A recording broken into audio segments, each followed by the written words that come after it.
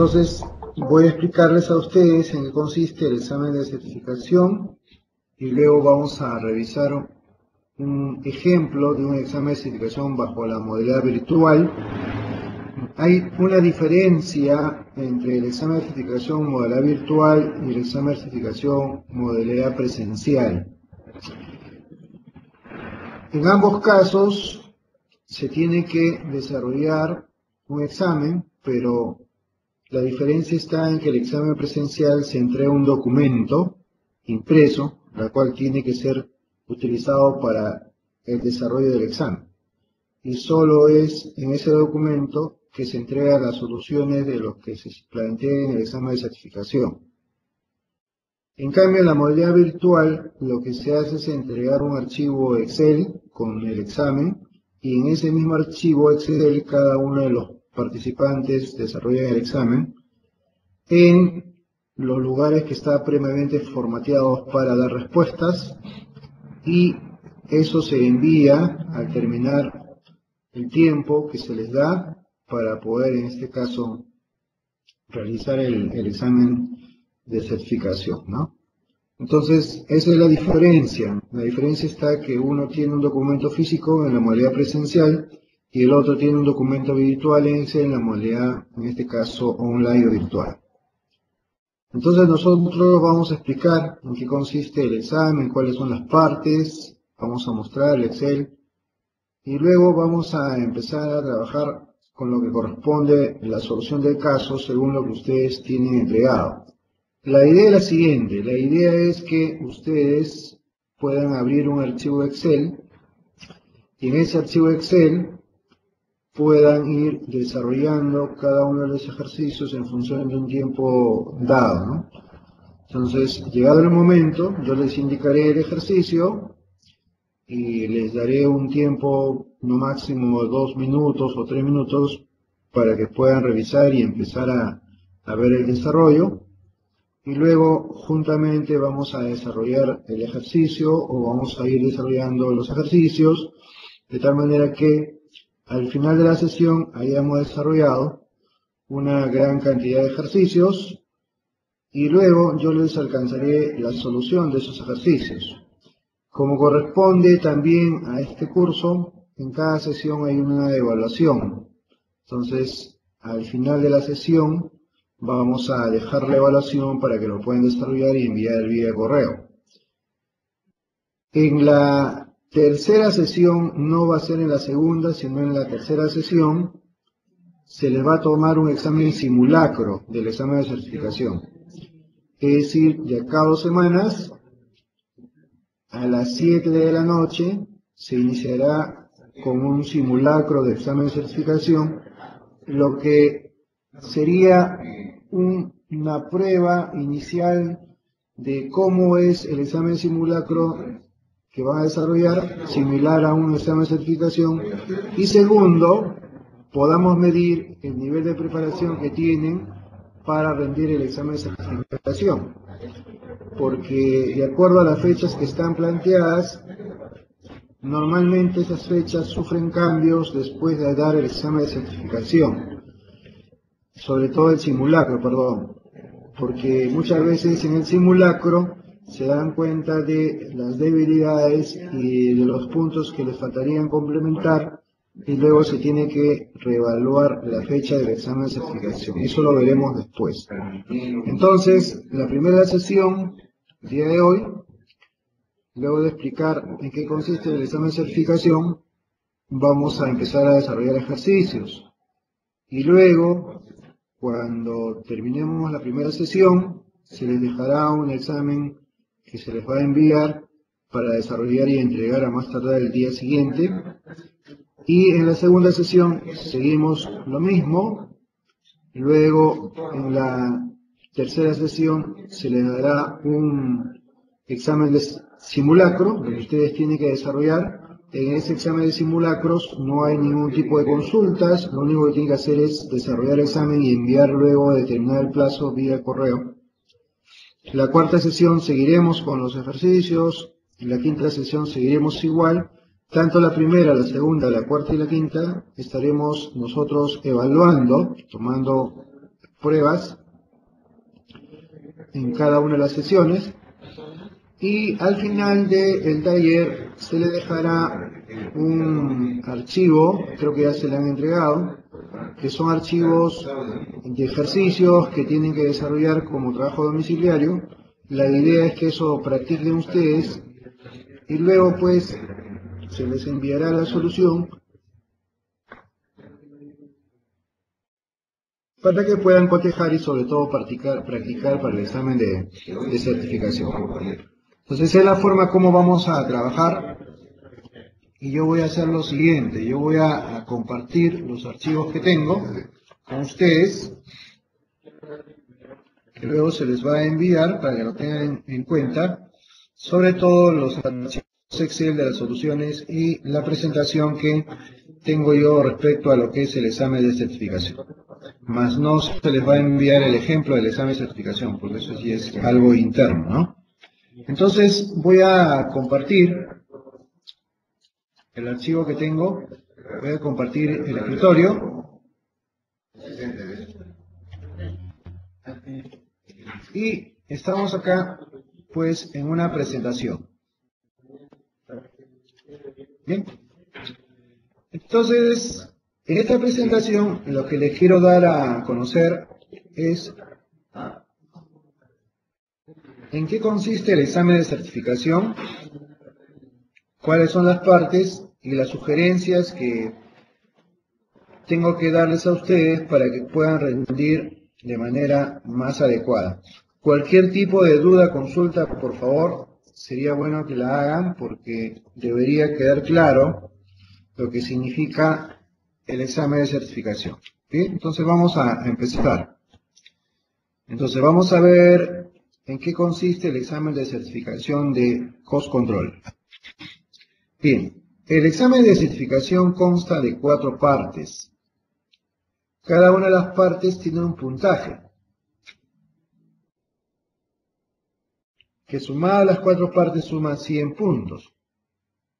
Se considera que el participante aprueba el examen cuando obtenga una nota de 55 puntos como mínimo.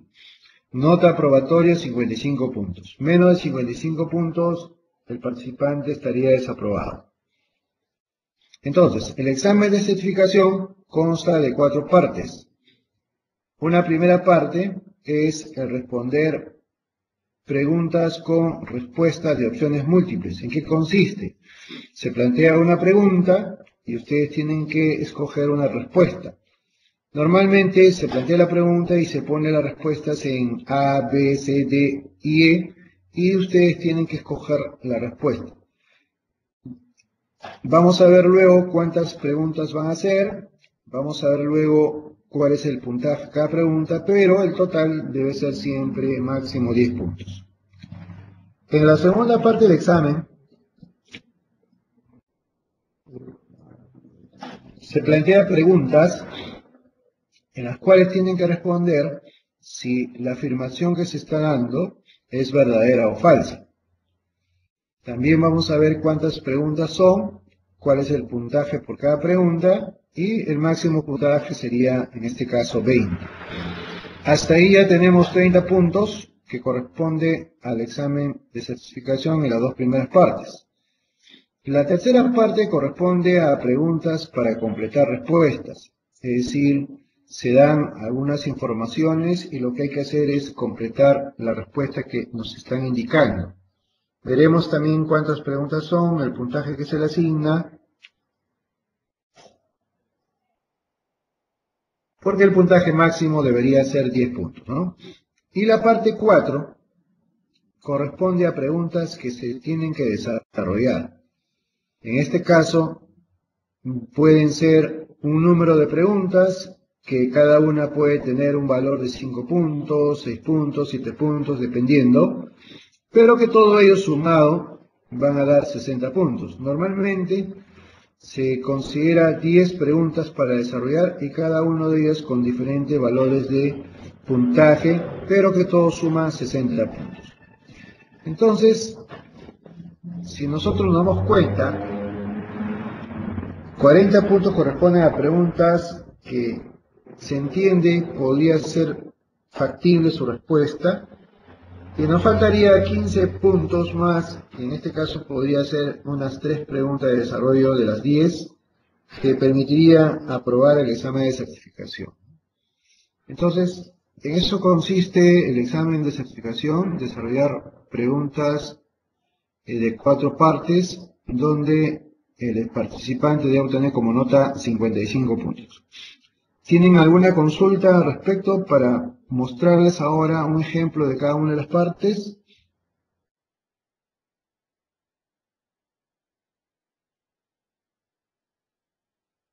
¿No hay ninguna consulta?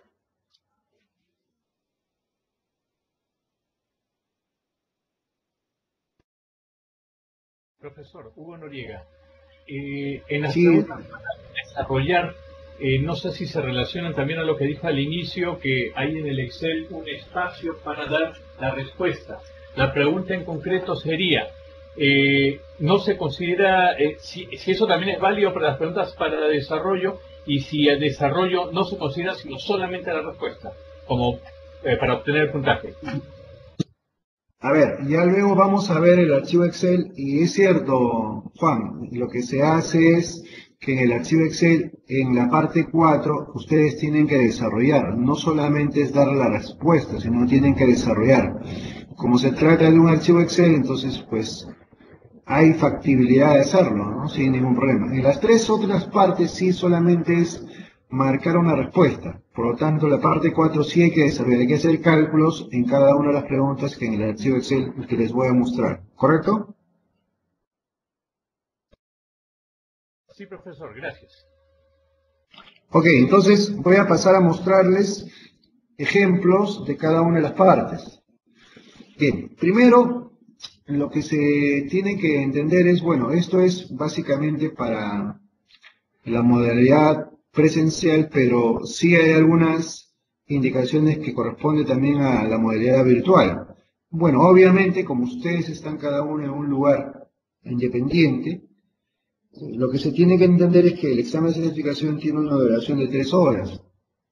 Entonces, como en el caso de modalidad virtual, el controlar el tiempo se hace un poco complicado. Entonces, normalmente lo que se hace es unos 10 minutos antes se prueba que todos tengan el examen y todos estén dispuestos. Terminados los 10 minutos, se da inicio al examen, ¿no? Se dice a esta hora empieza, y contado luego 3 horas, se da el fin y se da un tiempo de 10 minutos más para que ustedes puedan enviar sus archivos dentro de ese tiempo. Es decir, en el examen de certificación no pueden enviar archivos pasado los 10 minutos después de finalizado el examen. Por eso es importante que tomen en cuenta eso, ya que, por ejemplo, en algunas pruebas, algunos participantes han enviado respuestas o casos de las pruebas pasado 1 o 2 días, y eso no se va a permitir. Estudiante que no envíe su examen de certificación. Y eso también va igual para el simulacro. En el simulacro sigue las mismas reglas. Si el participante no envía dentro de 10 minutos a finalizar el examen, no se les considera que haber dado el examen. Por eso que el tiempo efectivo de duración es 3 horas. Sin embargo, tomamos 10 minutos antes y 10 minutos después para, en este caso, dar las facilidades, sobre todo en poder tener a la mano el examen y poder, después de finalizado el tiempo, cronometrado para todos igual, enviar dentro de los 10 minutos siguientes el Excel que corresponde. Como es un archivo que no pesa tanto, entonces es tiempo más que suficiente. Bueno, de hecho el examen es personal, tienen que desarrollar totalmente en el archivo Excel, no pueden adjuntar otro archivo más, es el único archivo Excel que tienen que enviar. Se permite todo tipo de material, ustedes están libres de utilizar todo tipo de material sin ningún problema. Y bueno, pues se sugiere que puedan ustedes desarrollarlo personalmente, ¿no? Porque tal vez, no lo sé si se conocen o no, pero el poder intercambiar información no es algo que les aconsejo que hagan porque, bueno, primero no les va a dar el tiempo, segundo de que no necesariamente lo que reciban de otro estudiante es lo correcto. Hay que uno reservarse lo que uno conoce y sabe para asegurar que la respuesta sea adecuada, ¿no? Entonces, esas son las sugerencias que tenemos que considerar. Bien, aquí tienen, en este caso, es un ejemplo del examen de certificación, la parte 1, pero de la modalidad presencial. Luego les voy a mostrar el archivo de Excel de la modalidad virtual. Entonces, si se dan cuenta, la primera parte es preguntas de opciones submúltiples. Si ustedes ven, tienen ahí pequeños ejercicios donde hay alternativas de respuestas y lo que hay que hacer es marcar solamente una respuesta, ¿no? En este caso, como es un documento impreso, se marca con lapicero, lápiz la respuesta correcta. En el caso de ustedes no, hay otro formato que luego vamos a ver. Si ustedes ven la parte 2 dice responder verdadero o falso. Entonces, en este caso son 2 puntos por cada pregunta. Y como el total es 20, entonces sería 10 preguntas. Entonces, en esta segunda parte solo son 10 preguntas de 2 puntos. Por lo tanto, pues acá tienen bastante oportunidad de poder lograr los 20 puntos y acumular los puntos para aprobar el examen. En la tercera parte, normalmente se coloca cuadros de este tipo, donde lo que hay que hacer es marcar cuál es la respuesta más adecuada, ¿no? Marcar la respuesta más adecuada. Lo que sucede en esta parte es que puede haber por cada una de estas afirmaciones más de una respuesta. Si es que hay más de una respuesta, por ejemplo, ¿no? Dice ahí, indicar si el costo con respecto al volumen de producción o de venta es fijo, variable, escalonado, semifijo, mixto, semivariable. Entonces, de repente, por ejemplo, nosotros encontramos que uno de esos puede ser variable, puede ser mixto, puede ser varias una de esas opciones. Entonces, podrían marcarse más de una, pero en este caso, pues, para la evaluación de la calificación se considera como aceptable por lo menos uno. Entonces ahí tienen también otra oportunidad de poder acumular puntos, de tal manera que puedan avanzando hasta llegar a los 55. Esa es la parte 3. Y la parte 4 son preguntas como las que ven aquí.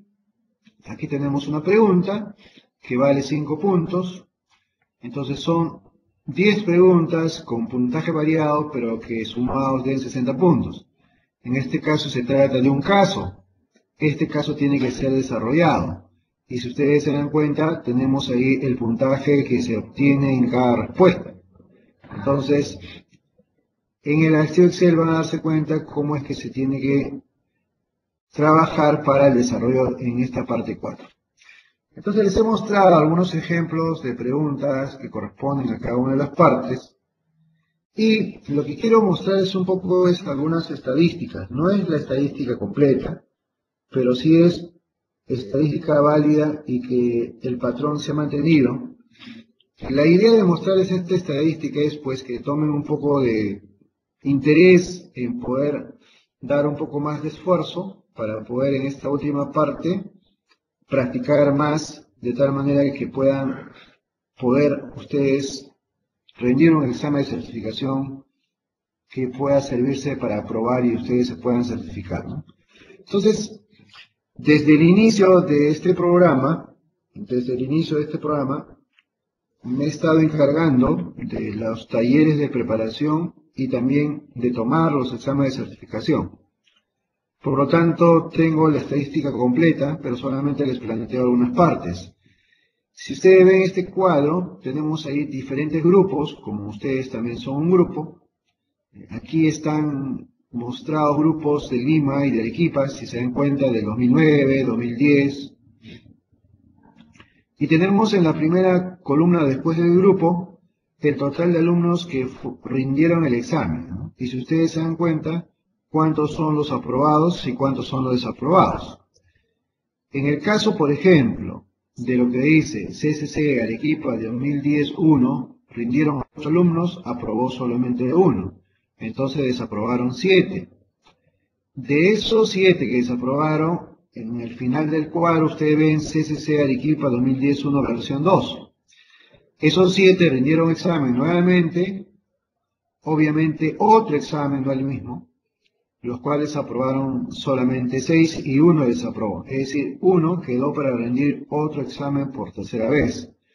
Cada examen de certificación es diferente, no es el mismo. Se está normalmente renovando el examen de acuerdo a lo que se ha trabajado y sobre todo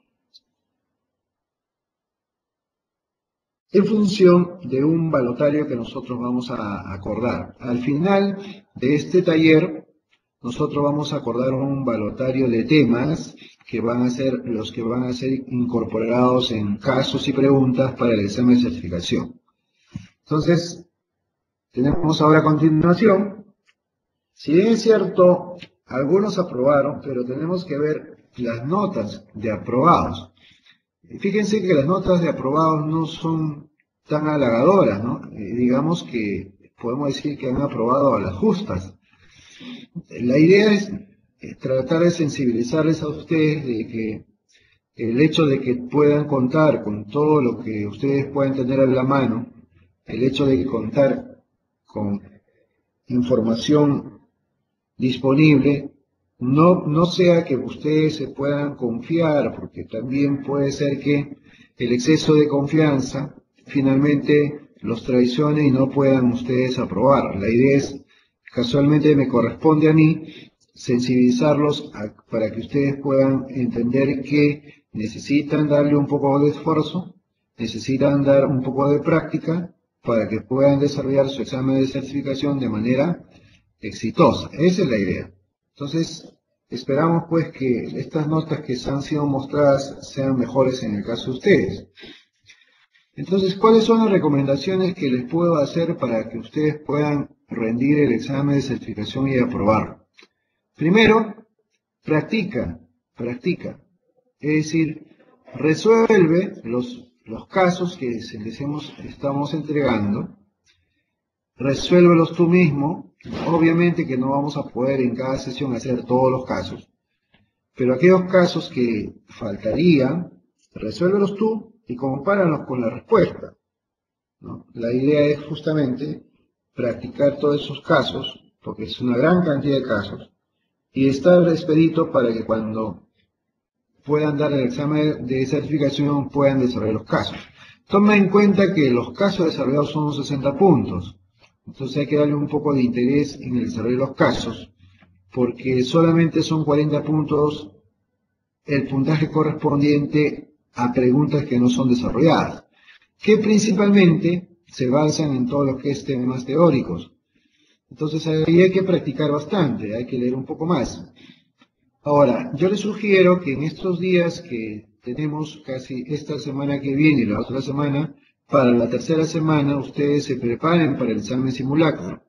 Tengan en cuenta que en la sesión 3, que es de esta a la otra semana, en el mes de junio, piensen que es su examen de certificación y prepárense para aprobar ese examen de certificación, porque el examen simulacro nos va a medir el nivel que se encuentren ustedes para poder aprobar o no el examen de certificación.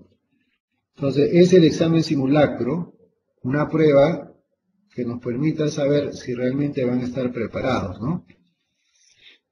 Otra cosa es que ustedes deben resolver los ejercicios de trabajo domiciliario que se les va a dejar, para que justamente luego de terminada la fecha que se les solicita, se les va a enviar la solución para que ustedes puedan ver si realmente han o no resuelto adecuadamente. No se deben confiar, no asuman que teniendo todo al alcance puedan lograr el puntaje mínimo, no asuman ellos, hay que prepararse. Por esa razón la recomendación está dada, tienes que prepararte. Finalmente, yo les voy a recomendar que para lograr éxito en el examen de certificación y en el simulacro, lo único que te queda es estudiar permanentemente en este tiempo, porque si lo vas a hacer a última hora, a veces no te va a alcanzar el tiempo, ¿no? Bien, ¿alguna consulta hasta aquí? Porque ahora voy a pasar a mostrarles un ejemplo del examen de certificación modalidad virtual. ¿Alguna consulta?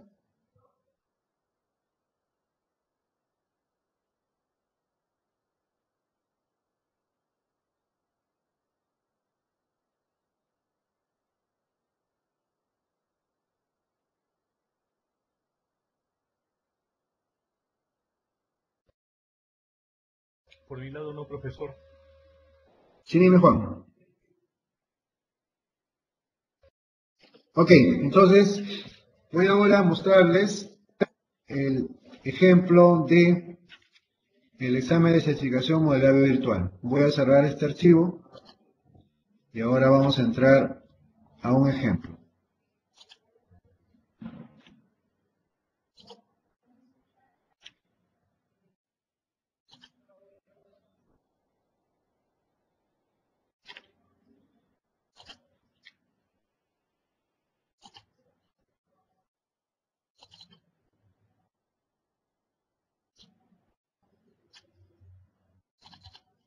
Bien, estoy abriendo el archivo que se llama examen de certificación. Entonces voy a mostrarles el archivo. Es un archivo Excel donde hay una carátula, ¿no? Ven una carátula. En este caso correspondió al CCC Virtual 2011-1, que se tomó el 18 de enero de 2012, tiempo 3 horas, ¿no? Fue el primer examen de certificación. Voy a aumentar un poco más para que lo vean mejor. Entonces, aquí hay un cuadro amarillo donde le dicen, ¿no? Colocar nombre aquí. Entonces acá colocan su nombre. Y el archivo pues se graba con el nombre, pero agregando el nombre de cada uno, ¿no? Si nosotros queremos grabar, guardar como, entonces acá se graba con este nombre y, digamos, por ejemplo, yo voy a dar el examen William Oria, ¿no? Entonces así lo grabaría, ¿de acuerdo? Así lo grabaría. Entonces yo cuando les alcance el archivo del examen de certificación o el simulacro, igual, ¿no? Voy a poner simulacro virtual, certificación CCC, el grupo de ustedes, y cuando lo graben con su nombre para yo saber de quién se trata. Entonces el examen simulacro va a ser similar. Entonces acá están las instrucciones. Dice, el examen se desarrolla íntegramente en este archivo Excel. En ningún otro archivo se va a desarrollar, que será el único entregado por el alumno al finalizar su resolución. Para ello debe grabar con su nombre, apellido y finalizar con examen CCC. Ejemplo, William Oria, examen CCC, o como les dije también podrían hacer lo que les he comentado. Luego dice enviar el archivo al profesor al correo www.oriach.yahoo.es como la coordinadora. Leer detenidamente las preguntas del examen antes de empezar la resolución del mismo. Los alumnos no podrán hacer ningún tipo de consulta. En el examen de certificación y en el simulacro no pueden hacer ningún tipo de consulta. Y acá está estructurado las partes que corresponden, igual como hemos visto. Y vemos que acá abajo dice parte 1, pregunta 1 de la parte 1, pregunta 1 de la pregunta 1, parte 1, pregunta 2, parte 1, pregunta 3, parte 1, pregunta 4, parte 1, pregunta 5 hasta el 10 de la parte 1. ¿Por qué estos 4 están en una hoja diferente y por qué esta está acumulada en otra hoja? Porque depende de la pregunta. Hay algunas pequeñas preguntas que tienen que desarrollarse para tener la respuesta. Y si seguimos viendo acá tenemos la parte 2, la parte 3 y la parte 4. ¿Ve? Entonces vamos a revisar. Esto que está en rojo viene a ser la carátula de la parte 1. Dice parte 1, pregunta con respuesta, opciones múltiples, 1 punto, cada respuesta correcta, total 10 puntos. Entonces acá está la primera pregunta. Dice, ¿no? ¿Cuál de los criterios de la clasificación no está de acuerdo con la necesidad de información de costo en el entorno actual? Tenemos A, B, C, D, y lo que hay que hacer es marcar, ¿no? Marcar. Se supone que el alumno, el participante, marca una de estas alternativas. Igual la pregunta 2 de la parte 1, hay un caso, y lo que hay que hacer acá es marcar. Ahora, si ustedes desean, desarrollan por acá sin ningún problema. Pero tienen que marcar la respuesta que corresponde, ¿no? El desarrollo lo pueden hacer acá mismo. Igual sucede acá, ¿no? Bueno, acá hay que responder simplemente, acá hay que operar. Se trata de un pequeño caso. La pregunta 3 de la parte 1, igual, es un pequeño caso. Si desean, resuelven por acá, resuelven por acá, resuelven por acá, pero tienen que marcar la respuesta, una de estas nada más, ¿no? La pregunta 4 de la parte 1, similar, una pequeña pregunta, resuelven por cualquier parte, aquí mismo si desean, pero tienen que marcar la respuesta correcta. Y tenemos acá las preguntas 5 a la 10. ¿Qué cosas son? ¿No? Son preguntas más concretas. Por ejemplo, acá dice, sobre los costos de calidad, ¿cuál de estos será lo correcto? Hay que marcar lo más correcto. Sobre el costo de unidad de producto que se encuentra en proceso, también hay que ver cuál es. Sobre el punto de equilibrio, también, ¿no? Entonces acá vemos que tenemos preguntas desde el 5 al 10, y lo que tienen que hacer es marcar su respuesta. Marcar su respuesta. Marcar su respuesta. Marcar su respuesta. Entonces eso corresponde a la parte 1. Luego a la parte 2, la carátula dice marcar, verdadero o falso. 2 puntos por cada respuesta correcta, total 20 puntos, quiere decir que son 10 preguntas. Entonces acá está la pregunta, ¿no? Entonces acá está la primera pregunta, hay que poner acá verdadero o falso. La segunda pregunta hay que poner verdadero y falso. Tercera pregunta, verdadero y falso, y así sucesivamente hasta el final, ¿no? Entonces son 10 preguntas donde hay que colocar verdadero o falso. Ahí está. Eso es la parte 2. Y la parte 3, acá está la carátula, dice preguntas para completar respuestas, 0.5 puntos por cada respuesta correcta, total 10 puntos. Quiere decir que hay 20 por responder. Y esos 20 están acá. ¿Ven? Acá están los 20. Y hay que colocar aquí la respuesta que corresponde. Puede ser una, puede ser más de una. Acá colocamos la respuesta. ¿Correcto? Y la parte 4, su carátula es esta, dice parte 4, pregunta de desarrollo, puntaje variable, total 60 puntos. Puntaje variable se refiere a que puede haber preguntas de 5, 6, 7 puntos. Esa es la diferencia. Y luego tenemos acá la primera pregunta de la parte 4. Si se dan cuenta, acá está el enunciado de toda la pregunta. ¿Ven? Y acá dice solución. Entonces, a partir de aquí es donde tienen que resolver. Entonces, tienen que resolver en esta hoja. Y llegarán seguramente más abajo la respuesta. Seguramente más abajo llegarán la respuesta. Y acá tenemos la pregunta 2, igual. Y acá, a partir de acá tenemos que resolver. Acá tenemos la pregunta 3, igual, ¿no? Y a partir de acá tenemos que resolver. Acá tenemos la pregunta 4. Y a partir de acá tenemos que resolver. Tenemos acá la pregunta 5 y a partir de acá tenemos que resolver. ¿Eh? Igual a la pregunta 6 y a partir de acá tenemos que resolver.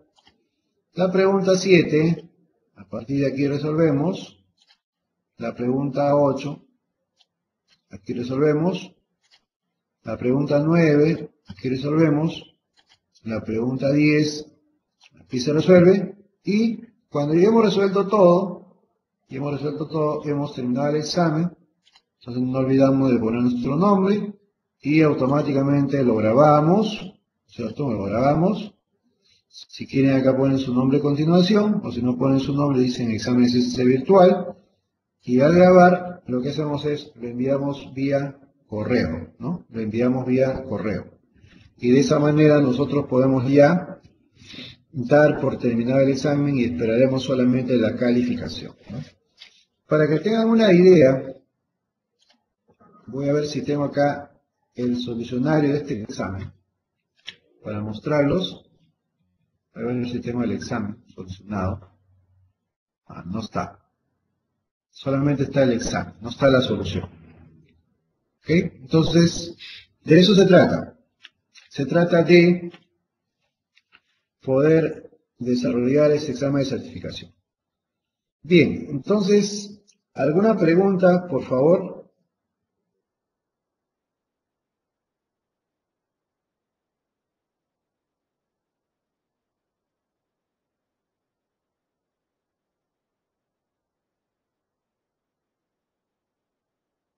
¿Preguntas, señores?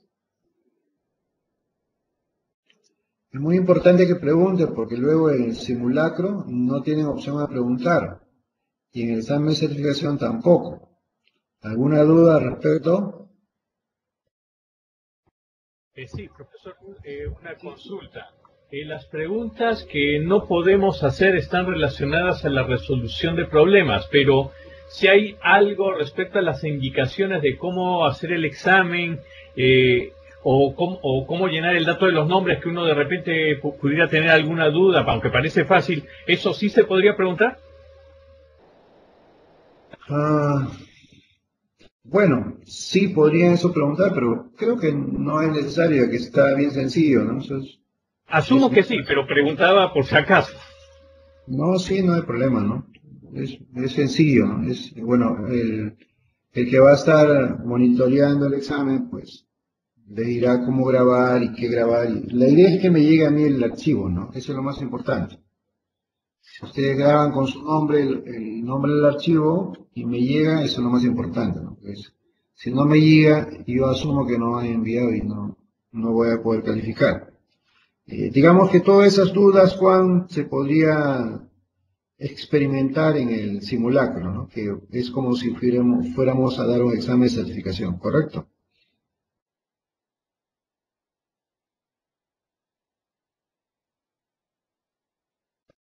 ¿Alguna pregunta más, señores? Porque sería bueno que despejen todas sus dudas, ya que después no va a ser posible. Profesor, yo tengo una pregunta. Sí, Usualmente en los exámenes, en los casos, se coloca no sé, tal monto como precio. Pero yo quiero saber si lo tomo ese de ahí como precio incluido IGB o como valor, porque eso de ahí distorsionaría totalmente la respuesta. ya, a ver, normalmente, personalmente, particularmente en este examen, no utilizo la palabra precio, yo utilizo el concepto de valor de venta, ¿correcto? Y Ya, siempre tengo el cuidado de poder colocar valor de venta con los IGB, ¿ya? ya. Entonces, para mí, el valor de venta, tal como lo digo, es sin IGB, ¿no? Entonces, es valor de venta que Claro. se usa para costos. Ya, pero sí, yo tengo mucho cuidado en ese tema, descuida, eso sí lo tengo bien presente porque siempre en los textos equivocadamente ponen solamente precio y sin considerar el tema del impuesto. Ahí hay un concepto que no está correcto, ¿no? Pero sí yo tengo mucho en cuenta eso, no te preocupes. Listo, gracias. ¿Alguna consulta más?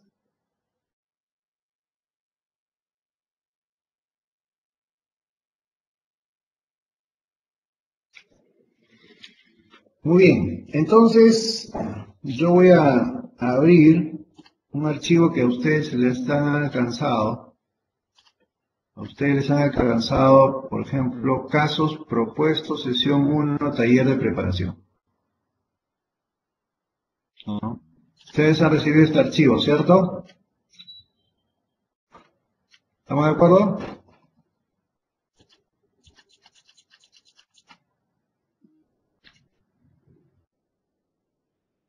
¿Tenemos este archivo?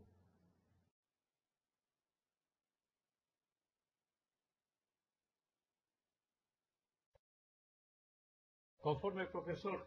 A ver, necesito que me respondan, si no, no sé si lo tienen o no. Y acá está en material impreso, lo tengo yo. Supongo que los demás también. Ya. Sí, correcto, pero en digital no lo tienen.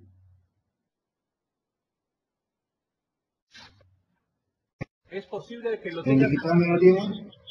pero el CDC no lo ha abierto aún.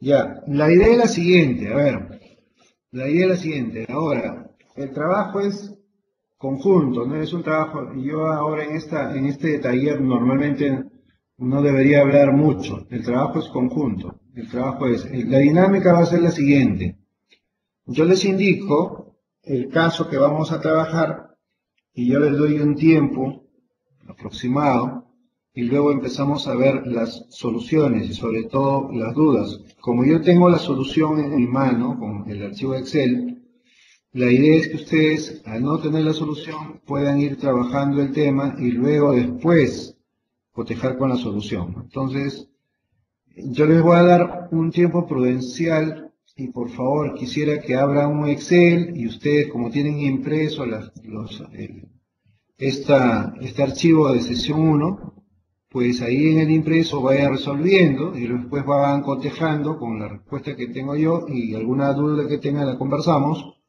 y de esa manera vamos avanzando, ¿no? Entonces, yo diría, abran un Excel y bueno, cuando tengan que utilizar Excel, ustedes ahí desarrollan, si no, en lo impreso, puedan ustedes desarrollar. Entonces, vamos a arrancar con el caso número 1, el caso número 2, hasta el caso número 4, ¿ya? Solamente hasta el caso número 4. Lo demás lo vamos a luego a revisar parcialmente. Entonces, en sus archivos impresos, vayan marcando las soluciones en los casos 1, 2, 3, 4. ¿Ya? Entonces, vayan marcando ahí según lo que les piden. Si se dan cuenta, esto es similar a alguna de las partes del examen simulacro. No es igual, pero es similar. Entonces yo tengo en mi reloj 8 y 3, entonces más o menos 8 y 10 los voy a nuevamente molestar y los voy a llamar para empezar a ver la solución. Entonces por favor ustedes vayan viendo esto y en sus carpetas vayan resolviendo. Entonces yo voy a quitar la conexión compartida. Entonces 8 y 10 los estoy molestando para empezar a resolver. Muy bien, señores. Voy a mostrarles primero lo que no había mostrado antes. Voy a mostrarles el solucionario de ese examen de certificación que les mostré. Entonces acá tengo la solución para que vean cómo es que se ha resuelto, ¿no? Entonces vean, acá está ya el examen resuelto, ¿no? Entonces acá en la carátula se entiende que la persona puso el nombre.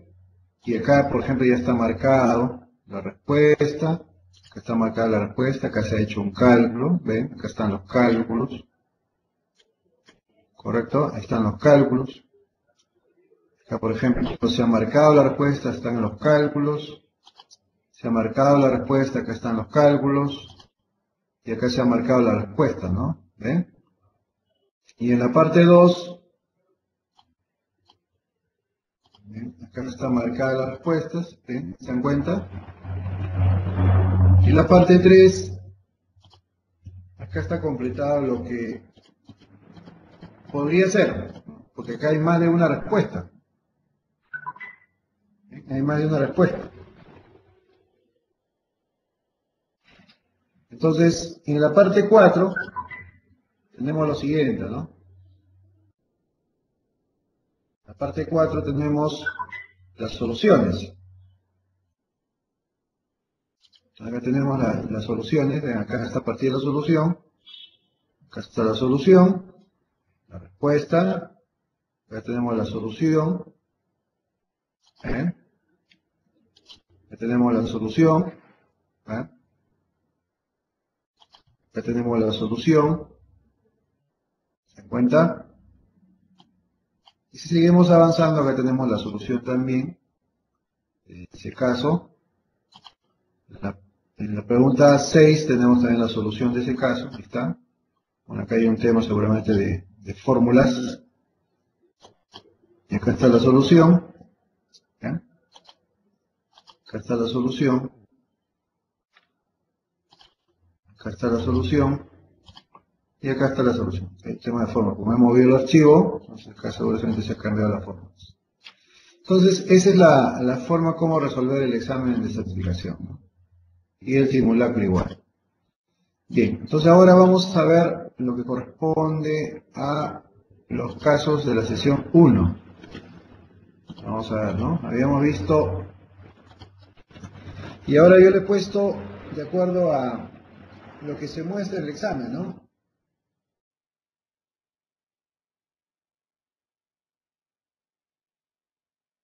Lo que se muestra en el examen, ¿no? Ahí está.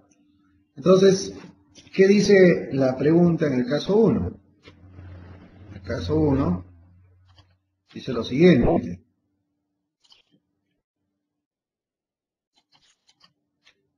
En el caso 1 dice, de los siguientes desembolsos, ¿cuáles son costos variables, cuáles son costos fijos y cuáles son gastos administrativos? Entonces, lo he colocado ahora en un archivo Excel y lo he puesto como si fuera una pregunta, ¿no? Una pregunta del examen de certificación. Entonces, por ejemplo, vemos que cada concepto puede tener más de una respuesta. Aquí está.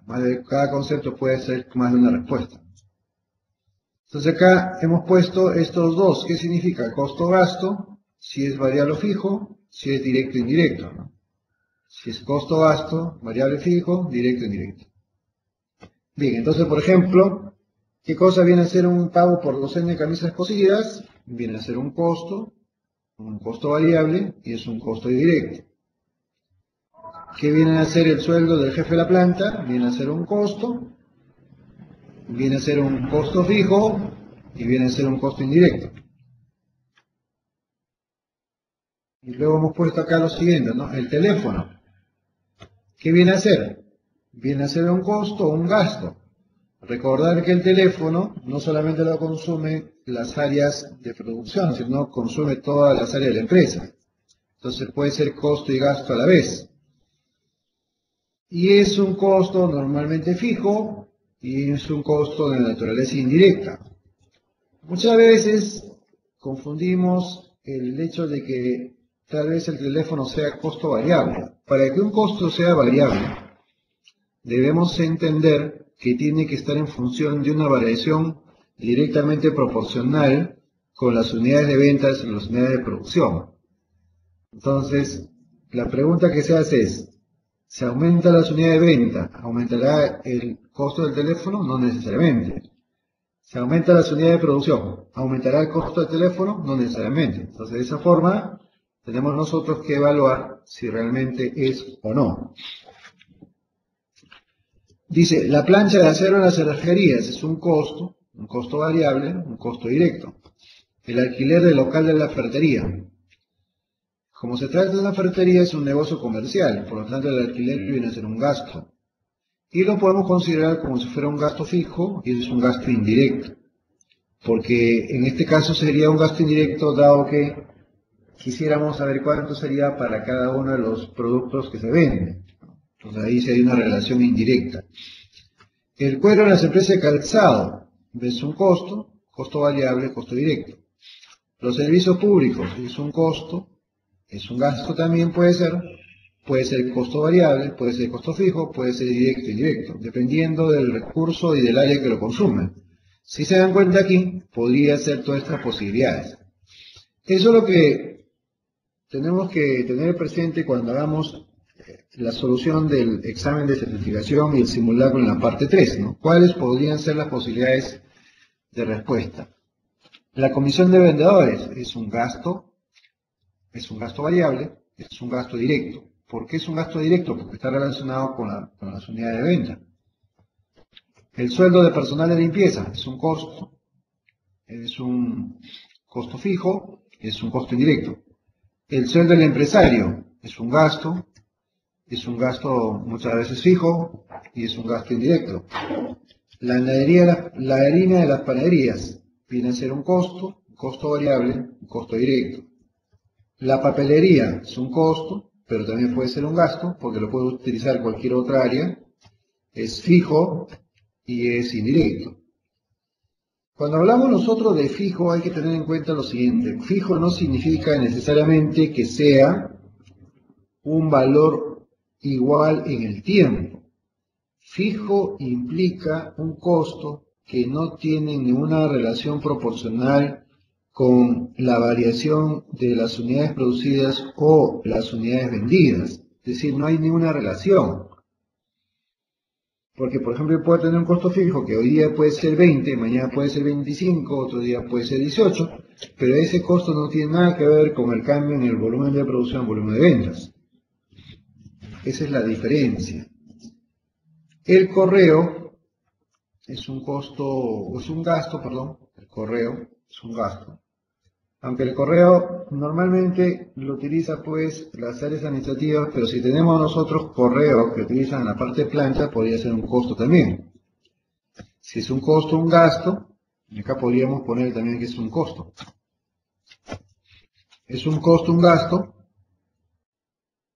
y de naturaleza fija y es indirecto. Igual sucede con el Internet. Puede ser un costo, un gasto. Es costo cuando lo utiliza las áreas de producción, un gasto cuando lo utiliza las otras áreas, y es fijo y es indirecto. La madera en las carpinterías, costo, costo variable, costo directo. Mantenimiento de máquinas, es un costo variable, un costo fijo, es un costo indirecto. Los lubricantes para las máquinas, es un costo variable y un costo indirecto. El repuesto en el taller mecánico automotriz, es un costo variable, es un costo directo. Los jabones y detergentes, costo variable y costo directo. Entonces, de manera práctica, ¿cómo nosotros identificamos cuándo es costo y cuándo es gasto? De manera práctica identificamos qué es costo cuando es el recurso consumido por el área de producción.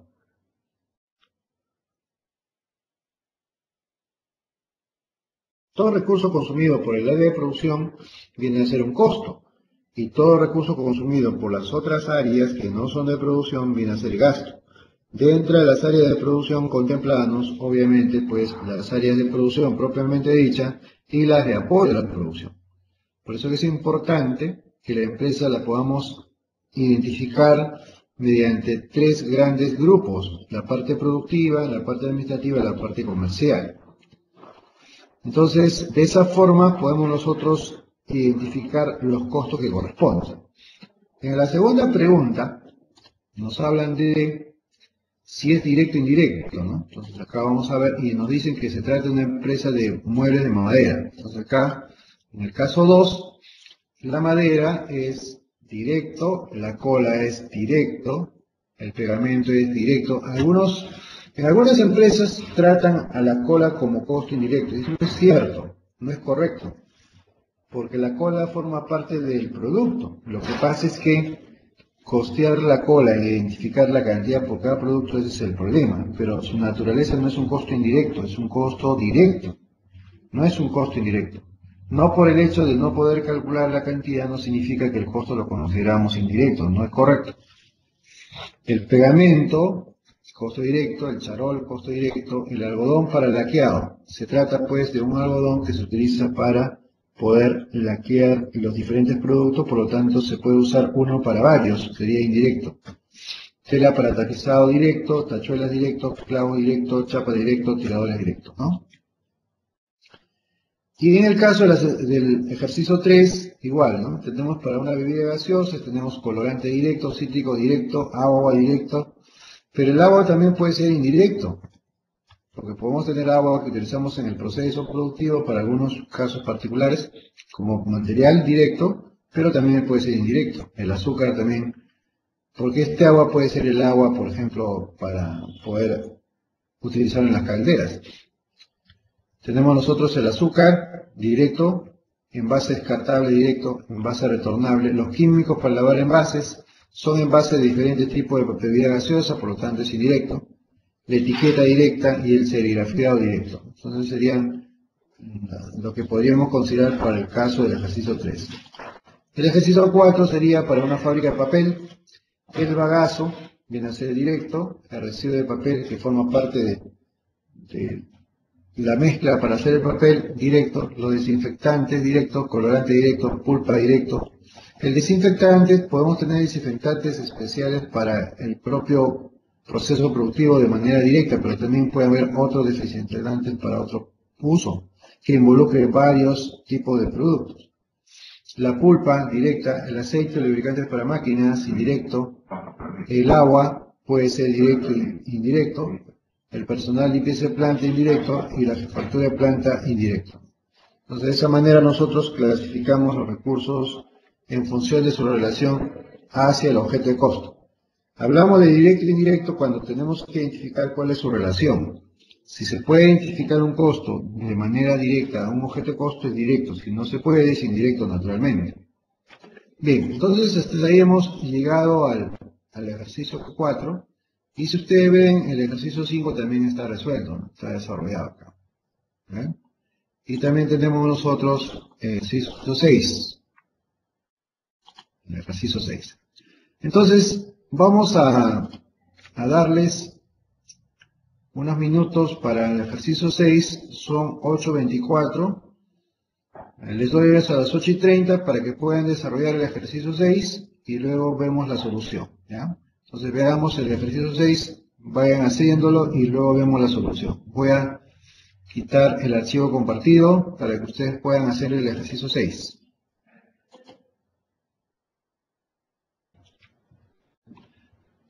Bien, ahora continuamos pues con ese ejercicio. Vamos a revisar ese ejercicio. Nuevamente voy a compartir mi escritorio. Vamos a revisar el ejercicio, ¿ya?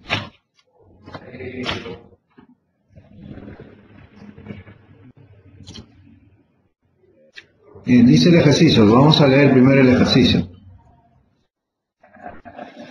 Y vamos a ir pensando qué es lo que tenemos que hacer. Para resolver nosotros los ejercicios tenemos que tener en cuenta, primero, qué es lo que tenemos que hacer. No podemos nosotros resolver sin saber qué es lo que tenemos que hacer.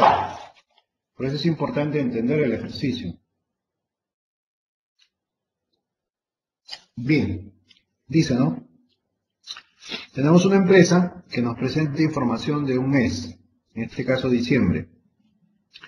Nos dice, material usado, material directo, material indirecto. ¿Qué significa material usado? Que estos valores de 7.250 representa el costo del material directo y este 1.370 representa el costo del material indirecto. Entonces ya tenemos nosotros el costo del material directo y tenemos un valor de material indirecto. Entonces, este costo de material directo formará parte del costo de material directo, pero este costo de material indirecto formará parte del costo indirecto, que luego tenemos que ver cómo se procesa. Nos dice, planilla de sueldo y salario a aplicarse, mano de obra de destajo, un sol por cada unidad producida, sería el costo de mano de obra directa. Sueldo del contador de costos, 2.200, gasto administrativo. Sueldo de administración, gasto administrativo. Sueldo de venta, gasto de ventas. Dice, alquiler del edificio. Del costo del alquiler dice que la mitad se utiliza en producción, entonces la mitad viene a ser costo. ¿Qué tipo de costo? Indirecto. Y la otra mitad debe ser pues gasto administrativo. Alquiler de la máquina remediadora. Entonces es 0.20 por unidad, por lo tanto es un costo directo de alquiler de máquina remediadora porque estamos teniendo el costo por unidad producida.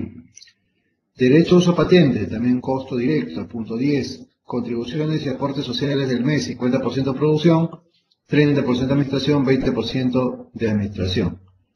¿Eso qué significa? De que el valor de la mano de obra, pues hay un adicional.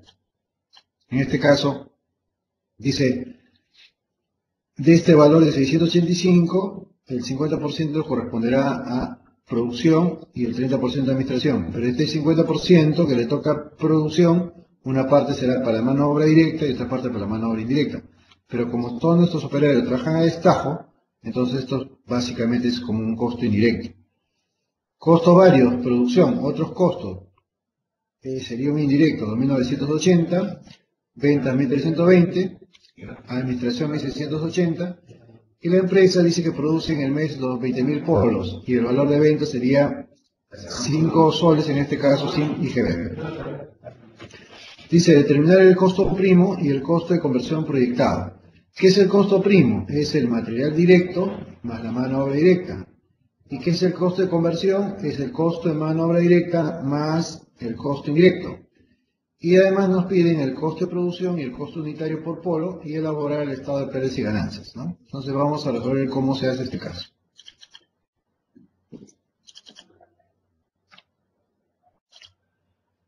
Estamos en el caso número 6. Acá está. Bien, entonces lo que se ha hecho es lo siguiente, ¿no? Entonces lo que se ha hecho es colocar los datos. Nos damos cuenta, hemos colocado los datos. Y lo que hemos hecho es cada concepto lo estamos clasificando. Si es costo, gastos y qué tipo de costo y gasto es. Entonces, mano de obra de destajo, vale un sol por producto, son 20.000 soles, sería 20.000 de mano de obra directa. Sueldo contador de costo, gasto administrativo. Sueldo de administración, gasto administrativo. Sueldo de ventas, gasto de ventas. Alquiler de edificio, 850, producción, costo indirecto, 850, gasto administrativo. Alquiler de máquina removedora sería 4.000. Este alquiler de máquina removedora sería 0 puntos por unidad. Entonces, podemos nosotros establecer claramente que esto puede ser un costo directo. Acá es un costo directo. Costo directo de alquiler, porque estamos identificando la máquina. Pero si esa máquina se utiliza para varios productos, si fuera un solo producto, vendría a ser un costo directo identificado a cada producto. Pero si esa máquina se utiliza por cada unidad producida, por cada producto, entonces para saber si es un costo directo, tendríamos que saber en esa máquina qué productos hemos fabricado. Entonces, si no sabemos qué productos hemos fabricado de esa máquina, la podemos haber utilizado en diferentes productos. Si no hay un control, ¿no es cierto?, tendríamos ahí un inconveniente. Entonces podríamos nosotros decir de que esa máquina podría comportarse como un costo indirecto. Entonces ahí vamos a poner costo indirecto. Por esa razón estaba así. Y también nosotros acá, la patente. La patente es, digamos, algo que nosotros pagamos por utilizarlo. Entonces, esta patente puede ser para cualquier tipo de producto. Si tuviéramos nosotros cada uno de los productos y si esa patente es individualizado, podría ser un costo directo. Sin embargo, como no sabemos cuál es, vamos a considerar como un costo indirecto. Las contribuciones sociales de producción. Hemos dicho que la mano de obra directa es por destajo, por lo tanto, esta contribución social, que es 50% de producción, corresponde a costo indirecto. La administración, gasto administrativo, venta, gasto de ventas. Y tenemos costos varios, ¿no? Producción, costo indirecto, 2.980, ventas de gasto de venta, 1.320, administración, 1.680, el valor de venta, 5 soles. Y justamente acá lo que decía uno de los compañeros, ¿no? Acá se coloca precio de venta. Entonces ahí hay una confusión, porque el precio de venta debería ser el ingreso más el impuesto. Entonces, por esa razón, en este caso, al precio le estamos quitando el 19% y sería el ingreso, en este caso, el valor de venta. Para evitarnos estos inconvenientes, como les digo, voy a tener cuidado en poner en el examen un valor de venta con o sin IGB. Entonces, tenemos acá, costo primo, ¿qué viene a ser? Material directo más mano de obra directa, ya está calculado. Costo de conversión, ¿qué viene a ser? Todos los costos indirectos, que son estos de acá, más la mano de obra directa. Ahí están todos los costos indirectos. Entonces el costo de producción viene a ser, ¿qué cosa? Viene a ser el costo de material directo más el costo de conversión, que es mano de obra directa de costo indirecto. Y si a eso le dividimos el total de unidades, sería el costo unitario. Entonces ahora hacemos el valor de venta, que sería 20.000 por el valor de venta que está por abajo. Y tendríamos nosotros el costo de ventas. El costo de ventas sería el costo unitario o el costo de producción, ¿no es cierto? Tenemos el margen bruto, luego tenemos los gastos administrativos, que es la suma de lo que dice gasto administrativo, el gasto de venta, la suma de lo que dice gasto de venta, tenemos el total de gasto del periodo, la utilidad antes de impuesto, el impuesto de renta y la utilidad después de impuesto. Entonces, si nos damos cuenta, en este tipo de casos lo más importante es establecer qué tipo de costo-gasto es y sobre esa base ya se hacen todos los cálculos que corresponden y llegamos a la solución correspondiente, ¿no? Entonces la utilidad 24.534, costo unitario 1.94, costo de conversión 31.43 y costo primo 27.250. ¿Correcto? Bien, ahora vamos a hacer el caso número 7. El caso número 7 es un caso tipo en la cual se presenta siempre en cada examen de certificación. Entonces, yo tengo 8:39, 10 minutos, digamos, sí, 10 minutos. 8:49 les molesto para ver la solución de este caso. Por favor, tienen que ir avanzando en la solución. Si no, no tendrían ningún tipo de, digamos, ayuda en caso de la parte de el simulacro y sobre todo el examen de certificación. Tenemos que desarrollar los casos. Ya, listo. Entonces, yo les comentaba que estoy resolviendo el ejercicio número 7, porque eso no está resuelto en el archivo. Y como les comentaba, la idea es que este ejercicio es un ejercicio tipo que viene en el examen de certificación y se utiliza principalmente las fórmulas que trabajamos para calcular los costos. Y como aquí nos están pidiendo el estado de pérdidas y ganancias, lo que tenemos que hacer es lo siguiente, ¿no? Si me piden el estado de pérdidas y ganancias, yo lo que debo hacer es calcular el costo de ventas. Y si me pide calcular el costo de ventas, necesito calcular el costo de productos terminados. Y si me piden calcular el costo de productos terminados, necesito calcular el costo de producción. Y si me piden calcular el costo de producción, tengo que calcular el costo de materiales. Entonces eso es lo que estoy haciendo. Entonces estoy acá colocando los datos que corresponden al caso para luego empezar a resolverlo. Entonces yo voy a ir colocando, y si es que ya lo han resuelto ustedes, podría ser que vamos a comparar la respuesta, ¿no? Entonces yo voy a poner acá los datos, estoy colocando los datos para resolver el ejercicio.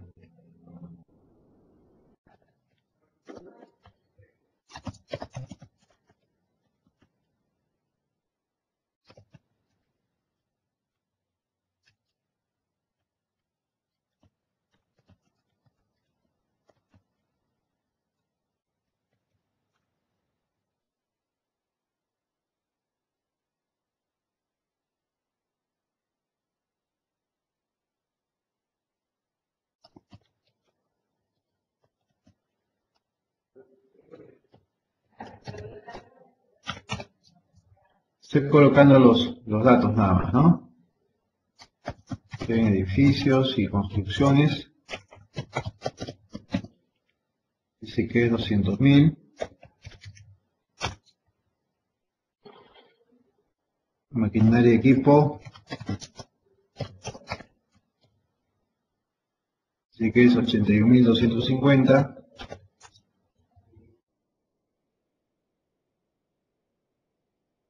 Proveedores, 81.250. Capital social, 700.000. Ventas, 1.250.000. Gasto de ventas, 125.000. Gasto de administración, 218.000. Participación, trabajadores, 10%. E impuesto a la renta, 30%. Bien, entonces ya he colocado yo las informaciones del caso, y como nos piden preparar el estado de costo y el estado de pérdidas y ganancias, vamos a resolverlo. Entonces voy a ampliar esto de acá, voy a hacerlo más grande, y lo que hay que hacer primero es clasificar, ¿no? Cada uno de estos. ¿Esto qué cosa es? Compra de materiales directos. ¿Para qué nos sirve? Para calcular el costo de material directo. Costo de mano de obra directa, nos sirve para calcular el costo de la mano de obra directa.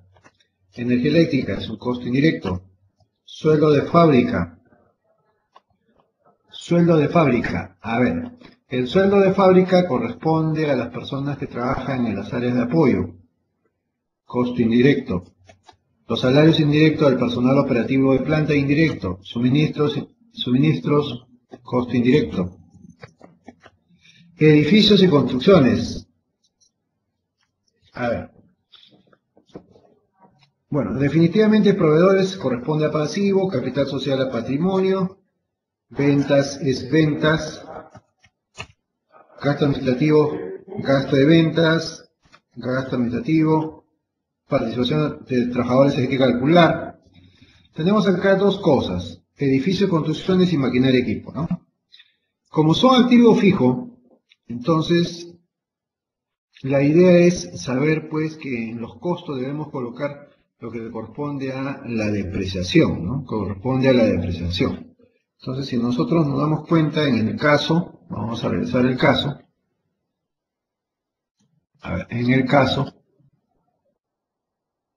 no nos están dando lo que sería la depreciación, ¿no? En este caso no nos están dando la depreciación. Se entiende que los edificios y construcciones son de toda la empresa, ¿no? Es un valor relativo. Entonces, la maquinaria y equipo corresponde también al valor relativo. Entonces, si son cifras de balance, entonces no podemos nosotros determinar. Entonces acá, ¿qué tenemos nosotros, no? Una cosa es que nos den una tasa de depreciación, la cual la aplicamos y calculamos la depreciación y la utilizamos para el periodo, pero como acá no nos dan la tasa, pues esta cifra viene a ser cifra de activo. Entonces en este caso es mejor no considerar esa depreciación, a pesar que tendría una depreciación, ¿no? Entonces ahí, por ejemplo, estos dos son cifras de activos. Ahora, ¿qué vamos a decir? A ver, energía eléctrica, sueldo de fábrica, salarios indirectos, suministros. ¿No? Estaríamos nosotros ahí no considerando los indirectos, que en este caso corresponde a depreciación, salvo que esté incorporado en lo que es la producción en proceso. Entonces, en este caso, si nos hubiesen dado la tasa de depreciación, hubiésemos aplicado esa tasa para calcular la depreciación y sería costo indirecto. Pero como no nos dan estos dos valores, son valores de activos, ¿no? Nos faltaría la tasa. Bien, entonces, con esos datos, ¿qué calculamos, no? Con estos datos calculamos lo siguiente. Acá calculamos cálculo del costo de producción primero, ¿no? Y para calcular el costo de producción necesitamos nosotros calcular primero cálculo del costo de materiales directos. Entonces nosotros recordamos, ¿no? Decimos nosotros el inventario inicial de material directo más, ¿dónde está el más? Más las compras menos el inventario final de material directo es igual al consumo. ¿De acuerdo? Y el consumo es el costo, ¿no? Entonces acá vamos a calcular el consumo. Entonces el consumo en materiales vendría a ser lo siguiente, ¿no? Vendría a ser el inventario inicial, que es este de acá, más, ¿dónde está el más? Más las compras, que está acá, y sería menos el inventario final que está acá. Este sería el valor del consumo, ¿no? Y en el caso nos dice lo siguiente. En el caso nos dicen que de los materiales usados, 28.000 corresponden al suministro de fábrica.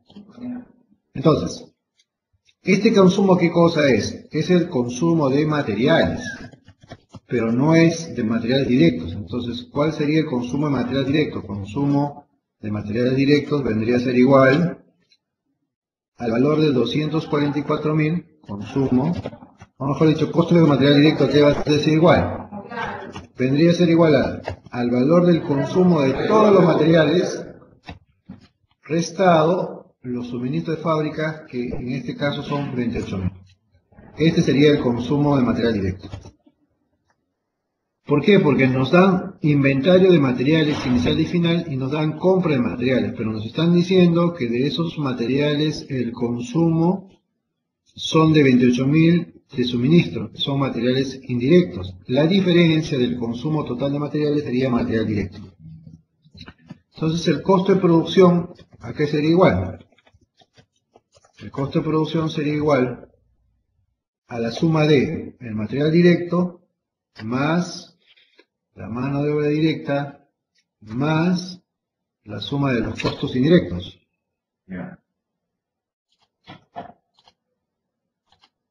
Ya está. Entonces ahí tenemos el costo de producción. Entonces, teniendo el costo de producción, ¿qué calculamos? Cálculo del costo de productos terminados. Y recordamos, ¿no? ¿Cómo se calcula el costo de productos terminados? Diríamos, ¿no? Inventario inicial del producto en proceso, más el costo de producción, menos el inventario final del producto en proceso, es igual al costo de productos terminados. Entonces acá calculamos, costo de productos terminados es igual. ¿A qué va a ser igual? Al inventario inicial de producto en proceso, pero como tenemos el inventario inicial en sus tres componentes, Sumamos el primer componente más el segundo componente más el tercer componente. Sería el inventario inicial. Y más el costo de producción que ya hemos calculado, menos el inventario final, que viene a ser esto acá. Tenemos que sumar los componentes, menos este valor, menos este valor. Eso nos daría el costo de productos terminados. Entonces este sería el costo de productos terminados. Ya está. Y si ya tenemos el costo de productos terminados, podemos calcular el costo de ventas. El costo de ventas, ¿no? Ya está. Entonces diríamos el costo de venta, y recordamos, ¿no? Inventario inicial de productos terminados, más el costo de productos terminados, menos inventario final de productos terminados, va a ser igual al costo de ventas. Entonces el costo de ventas es igual. Inventario inicial de productos terminados, ese es dato, acá está. Más el costo de productos terminados, lo que hemos calculado, menos el inventario final de productos terminados, eso es lo que está acá. Entonces el costo de ventas vendría a ser este valor, 488.550. Entonces ya tenemos el costo de ventas. Y tenemos el costo de ventas, ahora vamos a calcular el estado de pérdidas y ganancias. Entonces a estos tres costos, que se llama costo de producción, costo de productos terminados y costo de venta, se llama estado de costos. Entonces ahora vamos a calcular el estado de pérdidas y ganancias. ¿Listo? Entonces decimos, ¿no? Ventas. ¿Cuántos son las ventas? Según el dato del ejercicio, las ventas son 1.250.000. ¿Cuánto es el costo de ventas? Según los datos, el costo de ventas es 488.550. Tenemos la utilidad bruta, que vendría a ser la diferencia. Y acá tenemos los gastos administrativos. Gastos administrativos sería igual. A ver, gasto administrativo, acá está. Perdón, sería esto de acá. Gasto de ventas, vendría a ser esto de acá. Perdón, acá hay un error. Esto es al revés. Gasto administrativo es esto de acá. Y tendríamos la utilidad operativa, que vendría a ser el valor de la utilidad bruta menos los gastos administrativos y de ventas. Ahí está. Y acá calculamos la participación de los trabajadores, que sería el 10%. Ya el 10% de este valor sería el 10% de este valor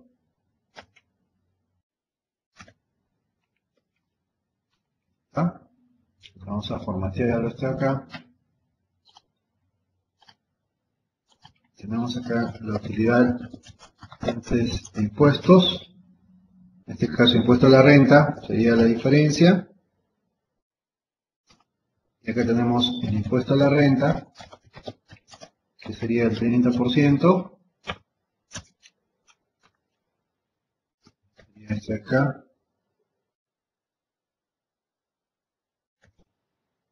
30%. Vamos a formatearlo. Y tendríamos finalmente la utilidad neta después de impuesto, ¿no? Vendría a ser esta acá. Sería este valor menos este valor. Entonces tendríamos esta utilidad, tendríamos esta utilidad y tendríamos esta utilidad. Bueno, en el caso del examen de certificación, si un alumno ha calculado esta utilidad o esta utilidad o esta utilidad, tendría el puntaje total. Y si en caso un alumno ha calculado alguno de estos valores, pero no ha hecho esto, tendría la mitad. En el caso que alguno ha sido errado, pues ahí tendríamos una dificultad, ¿no? La idea es que sea completo el ejercicio y terminado. Entonces ese sería el ejercicio número 7. Como acá tenemos la solución del ejercicio 11, ¿no? El ejercicio 11. Entonces, vamos a decir que el ejercicio número 8, ¿correcto? El ejercicio número 8 que no está resuelto va a ser parte de la tarea, ¿ya? De hoy día. Entonces van a resolver el ejercicio 8. El ejercicio 8 va a ser parte de la tarea. Entonces yo les voy a mandar otro ejercicio, pero este ejercicio 8 va a ser parte de la tarea. Entonces van a resolver el ejercicio 8 más otro ejercicio. Yo voy a copiar este ejercicio en la prueba que les voy a enviar al final. Vamos a resolver ahora el ejercicio 11. El ejercicio 11 viene a ser lo que se llama un cálculo de costo de importación, ¿no? Entonces, en el ejercicio 11 lo que hacemos es calcular el costo de importación. Entonces acá tenemos nosotros los datos que corresponden a una importación. ¿Qué cosa es una importación? Es la compra de materiales del extranjero. Entonces, lo que sucede ahí es que cuando nosotros hacemos compra de material extranjero, un costo que es el valor FOB se identifica por cada material, mientras que los otros costos, por ejemplo flete, seguro, se identifican por toda una carga. Entonces el asunto del costo de importación es cómo repartir el costo común de toda la carga a cada uno de los artículos que vienen en la importación. Entonces tenemos que hacer un reparto proporcional. Entonces el problema del costo de importación es buscar repartir los costos comunes hacia los artículos que se están importando. Entonces en este ejercicio tenemos lo siguiente, ¿no? Dice una empresa se dedica a la producción de hilos, tanto nylon como poliéster, e importa materiales, chips de poliéster, chips de nylon y POY de poliéster. Esos son materiales para fabricar hilos. Entonces dice, para una producción, lo que hace es hacer una importación. En este caso la importación se llama la 1045, que llegó hace 3 días. Y que ha ingresado al almacén. Y los datos relacionados a esa importación son los que vemos a continuación. Se trata de la importación 1045 de la factura, perdón, 1045 de la factura 1495. Y tenemos ahí la cantidad de cada material, el valor unitario y el valor total. Entonces, normalmente en la factura del proveedor ya tenemos el valor unitario de cada material y el valor total, así como la cantidad. Sin embargo, para hacer la importación necesitamos nosotros traer, en este caso pues, el material hacia la empresa. Entonces incurrimos en otros costos y gastos, ¿no? Por ejemplo, flete, ahí se trata de $2.500, seguro $8.350, gasto de agente de aduana, $4.600, y tenemos ahí valores de tipo de cambio, porque algunos documentos los tendremos en dólares y otros documentos los tendremos en soles. Tenemos gasto de desabanaje, $980, supervisión, $250, tenemos el tipo de cambio. Los gastos bancarios, tipo de cambio, el handling, que es manejo de documentos, tipo de cambio. Y lo que nos piden es calcular el costo unitario de importación. Entonces lo que hacemos es lo siguiente, ¿no? Entonces desarrollamos un cuadrito, como el que tenemos acá, en donde se coloca lo siguiente. Se coloca el material, la unidad de medida, la cantidad, el FOB unitario y el FOB total. En este caso está en dólares. Y lo que se hace es, los montos que están en dólares y aquellos que no están en dólares se convierten a dólares para calcular el costo de cada uno de estos montos de cada artículo en dólares. Lo mismo se hace también en soles. Entonces aquí, por ejemplo, el flete es $2.500, el seguro es $8.350, el gasto de agente de aduana es $4.600, pero dividido el tipo de cambio, vendría a ser $1.333, el desabanaje $980, supervisión $250, gasto bancario sería 120 sobre el tipo de cambio, $35, y el handling sería $40. Entonces esto de acá lo que hay que hacer es repartirlo. Y ahora necesitamos el criterio de reparto. En este caso el criterio de reparto va a ser el valor del FOB total. Es decir, vamos a repartir esta cifra sobre la base de estos criterios. Entonces, ¿cómo se hace? Como hemos visto, pues, ¿no? En el reparto proporcional sería el valor a repartir, 2.500, entre el total a repartir por el valor del criterio de reparto de la parte que vamos a repartir. Entonces, si se dan cuenta, todos los cálculos es lo mismo. Repartimos el valor a repartir entre el total de unidades de criterio por el criterio de cada parte, ¿eh? Ahí está. Los mismos son para todos. Entonces repartimos de tal manera que ahora tenemos lo siguiente, ¿no? Si nosotros sumamos los costos, el total más cada uno de estos costos, vamos a tener un costo total. Y si este costo total lo dividimos entre la cantidad de unidades, tenemos un costo unitario. Fíjense que el costo unitario es 0.94 y el valor FOB 0.82 ha aumentado. ¿Por qué ha aumentado? Porque le hemos agregado los costos y gastos que necesitamos para ponerlo en nuestro almacén. Entonces a este valor que está aquí se le llama valor de costo de importación. Entonces eso es lo que tenemos que calcular. Entonces cuando hacemos nosotros cálculo de costo de importación, calculamos estos valores. ¿Y cómo llegamos a ello? Repartiendo los costos comunes a cada una de las partes, utilizando en este caso el valor de FOB total. Eso es lo que hacemos. ¿Bien? Entonces vamos a revisar otros ejercicios, vamos a buscar otro ejercicio más interesante. Este está resuelto.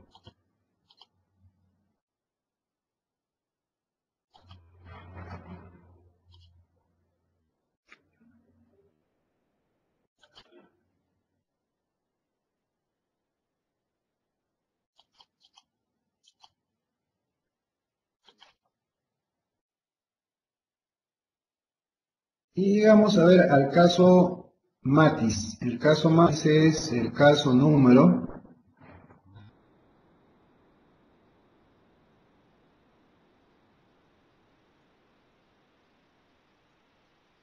'es de sistema de costeo por orden, ¿no? Vamos a resolver ese caso, ¿no? Entonces, yo tengo 9:24, les doy unos 6 minutos para poder leer el caso y podemos nosotros resolverlo, ¿ya?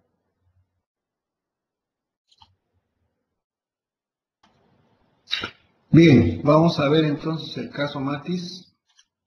Entonces voy a conectar nuevamente al escritorio. Le acabo de enviar a Carla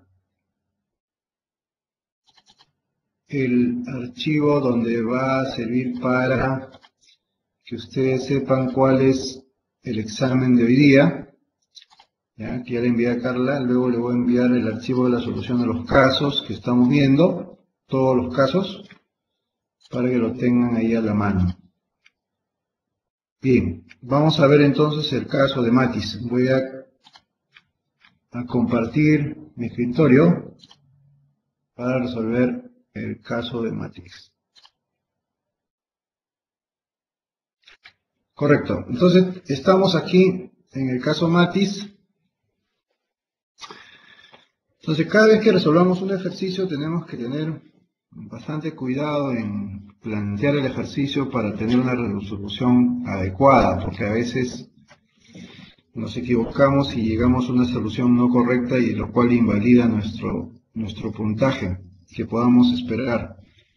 Bien, se trata de lo siguiente, dice, la empresa Matis produce juegos de comedores en 2 modelos, uno clásico y 2 exclusivos, cada uno de los cuales engloban artículos que pueden definir color, distribución de partes, integrantes, etc. Todo ello en función de la necesidad del consumidor. Durante el mes de agosto de 2005 se expiden 2 órdenes de producción. La orden A dice clase clásico y la orden B clase exclusivo. Datos. En la orden A se elabora 12 unidades, en la orden B 21 unidades. Y la orden A es 6 de color caoba, 6 de color natural, 6 de color cedro, 11 de color negro y 4 de blanco. Características, 6 ovalados y 6 cuadrados. Y para la orden B, 6 ovalados, 11 cuadrados y 4 rectangulares.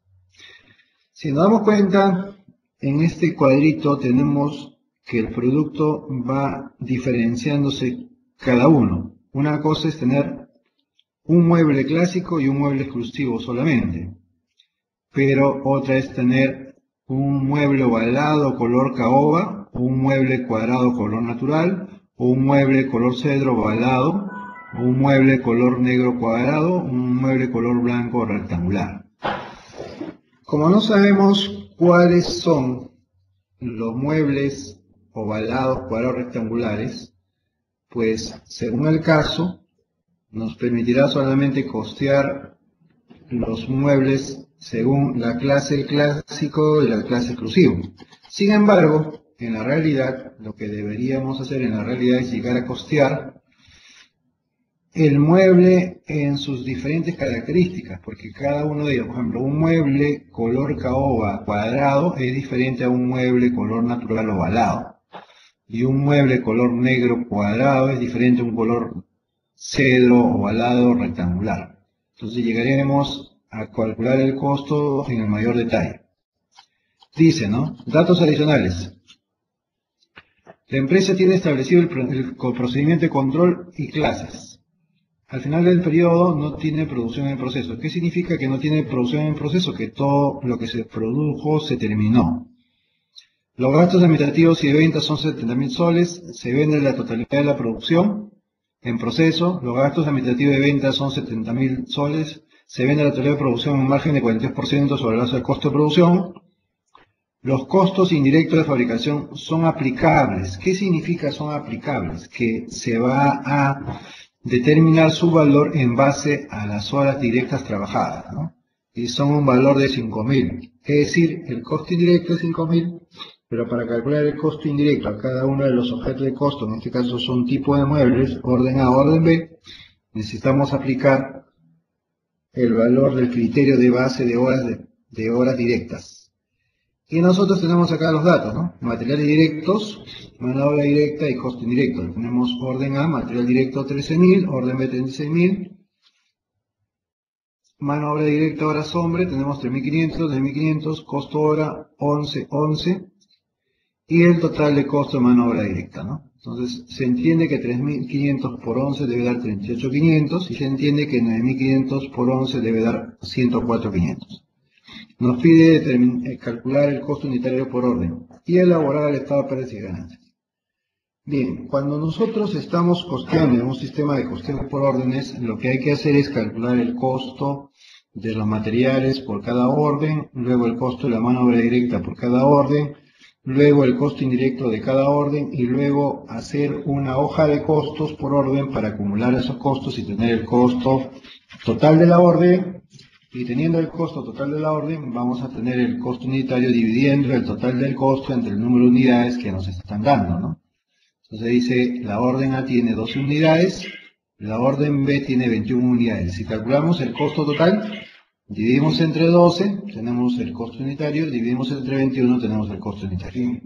Entonces veamos la solución. Vamos a aumentar un poquito. Entonces tenemos acá dos órdenes, A y B, 12 unidades, 21 unidades. Entonces nosotros, de los datos que tenemos, acumulamos la información, ¿no? Entonces tenemos acá material directo 13.000, 36.000 para la orden B. Entonces acá lo tenemos, ¿no? 13.000, 36 directo, ya lo tenemos. Entonces ya tenemos el costo de material directo de cada orden. Ahora nos falta el costo de la mano de obra directa. Según los datos que tenemos, acá tenemos el total de horas, tenemos el costo de hora, ¿no? ¿Qué hacemos? Tenemos las horas, el costo la multiplicamos. Ya tenemos el costo de la mano de obra directa por hora. El problema que tenemos es calcular el costo indirecto. Entonces ahí lo que tenemos que hacer son repartos. Entonces decimos, ¿no? Valor a repartir, 5.000, en base a las horas de mano de obra directa, el total de horas son 13.000, que son los que están ahí. ¿Correcto? Son los que están ahí. Calculamos un valor de tasa hora de mano de obra directa de costo indirecto, dividiendo el valor del costo indirecto entre el total de horas. Entonces tenemos aquí, ¿no? Una hora de mano de obra directa absorbe 0.3846, unos 54 soles de costo indirecto. Entonces tenemos la orden, Tenemos las horas, multiplicamos la tasa hora por las horas y tenemos el costo indirecto repartido. Pero nosotros también lo podemos hacer de manera directa. Lo vamos a hacer de manera directa. Acá vamos a hacer el costo sí, pero de manera directa, ¿no? Acá vamos a hacerlo de manera directa. A ver, ¿cómo sería de manera directa? Sería el valor repartir entre el total de las horas multiplicado por el valor de las horas de la orden A. Ahí está. ¿Y cómo sería abajo? Igual, ¿no? Valor repartir entre el total de las horas multiplicado por el valor de las horas de la orden B. Y ahí está. ¿Ven? Se dan cuenta lo mismo, ¿no? Entonces ya tenemos el costo indirecto por cada orden. Entonces ahora hacemos la hoja de costos. Entonces la hoja de costo A es una orden que tiene 12 unidades, ha sido terminada y vendida. Costo material directo 13.000, ahí está. Costo mano de obra directa 38.500 y el costo indirecto 1.346, que es lo que está abajo. Ya lo que hemos repartido. Ahí está, ¿ven?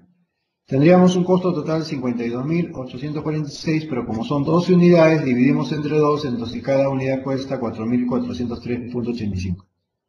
Para la orden B, igual, ¿no? Tenemos cantidad 21, todos han sido terminadas y vendidas, costo material directo 36.000, 104.500 lo de lo que es mano de obra directa, costo indirecto repartido 3.653, costo total, dividimos entre 21 para tener el costo unitario.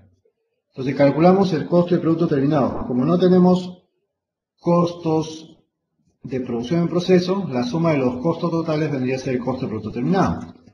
Y como no tenemos producción en proceso y todo ha sido vendido, el costo de ventas también sería lo mismo.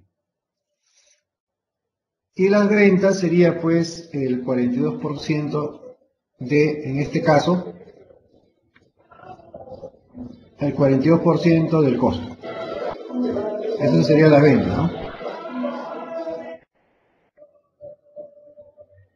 Entonces ya tendríamos, en este caso, la respuesta. Si queríamos elaborar el estado de pérdidas y ganancias, lo tenemos por acá, sería 279.740 las ventas, el costo de venta 197, la utilidad bruta 82.740 la diferencia. Según el caso, los gastos administrativos y de ventas es 70.000. Y tenemos la diferencia, la utilidad de impuestos, los impuestos y la utilidad después de impuestos, ¿no? Entonces, para la solución en el examen, para nosotros es importante estos costos y del estado de pérdidas y ganancias, o bien esta utilidad o bien esta otra utilidad. Entonces, ambos son válidas para obtener el puntaje que corresponde, ¿no? Bien, entonces tenemos ya en este caso la solución del caso Matix. Ahora vamos a ver otro caso.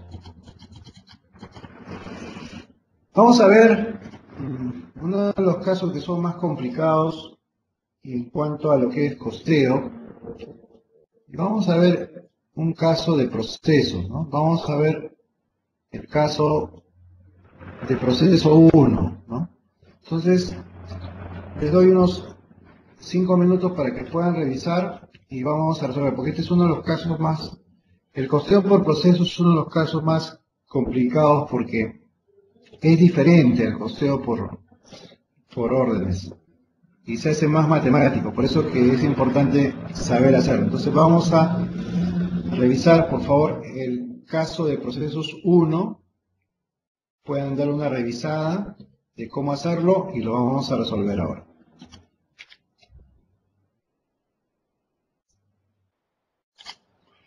Bien, entonces vamos a resolver este ejercicio de costeo por procesos. Como le comentaba, es el cálculo un poco más complicado que los otros sistemas de costeo, porque su algoritmo de cálculo es diferente.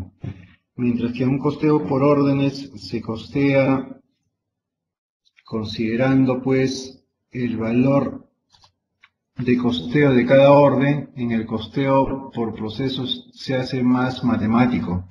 Entonces vamos a revisar ahora la solución de este caso, primero entendiendo lo que nos quiere decir, ¿no? Bien, dice, Se trata de una empresa que elabora un solo producto y utiliza costeo por procesos. Y en esta empresa se tiene 3 centros de costos productivos. Entonces, se tiene un periodo en donde en el primer centro de costo, llamado mezcla, se trabajan 80.000 unidades. Y luego estas 80.000 unidades pasan al siguiente proceso, que es destilación. En el centro de costo de destilación se reciben las 80.000 unidades. De esas 80.000 se terminan 70, que luego se entregan al otro centro de costo, que es sacado y embalaje. Por lo tanto, la diferencia de 80 menos 70.000, que son 10.000, son unidades que quedan en procesos en el centro de costo de destilación. Pero estas unidades que quedan en proceso en el centro de costo de destilación corresponde a un avance de 25%, pero para efecto de mano de obra y costos indirectos. Recordar que en un sistema de producción continua, los procesos son con una secuencia que no tiene alteración. Es decir, para que una secuencia de producción se cumpla en una producción continua, tienen que seguir según la ruta de producción. Si tenemos un proceso 1, 2 y 3, la ruta es 1, 2 y 3, tiene que pasar por 1, por 2 y por 3. Mientras que un sistema de producción intermitente, que es la base para el costeo por órdenes, pues pueden tener diferentes rutas de proceso de producción.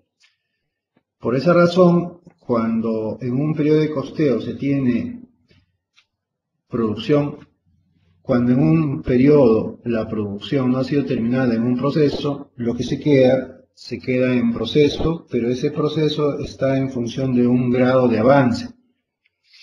Y justamente para costear en este sistema de costeo, uno de los temas importantes es saber determinar el grado de avance.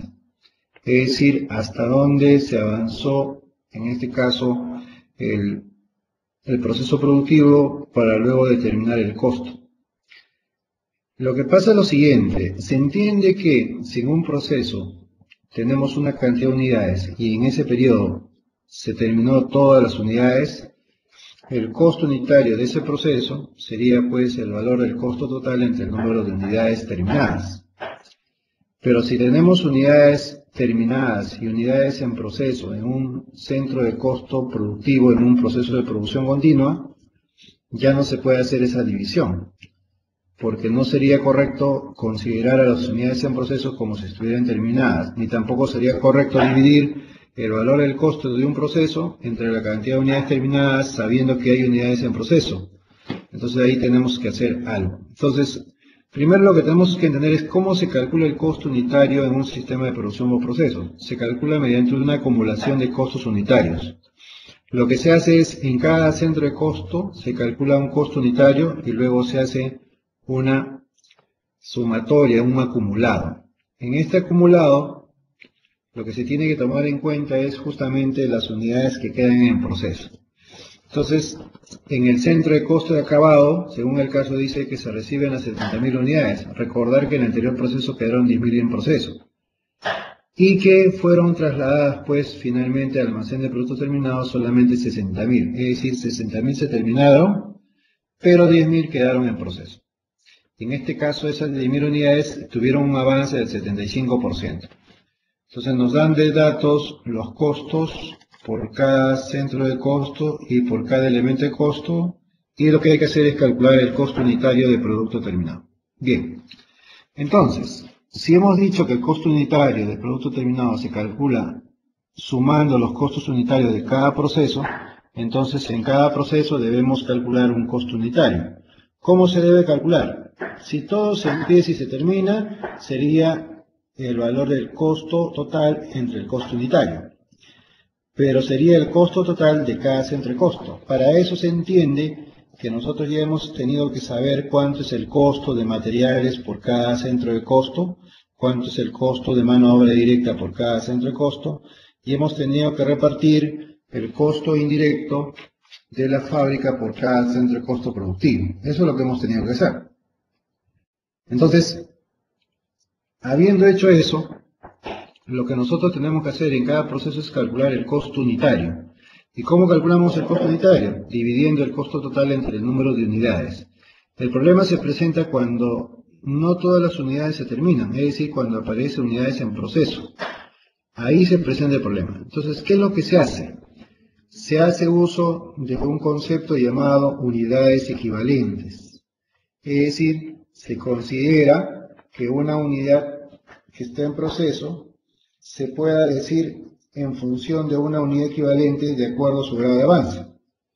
Por eso existe que una unidad equivalente es igual a las unidades que están en proceso por su grado de avance. Entonces, si nosotros tenemos, por ejemplo, en un proceso 10 unidades terminadas y tenemos 10 unidades que están en proceso, pero a un avance del 50%, esas 10 unidades en proceso serían en realidad 5 unidades como si fueran terminadas. Por lo tanto, las unidades equivalentes serían 10 más 5 sería 15.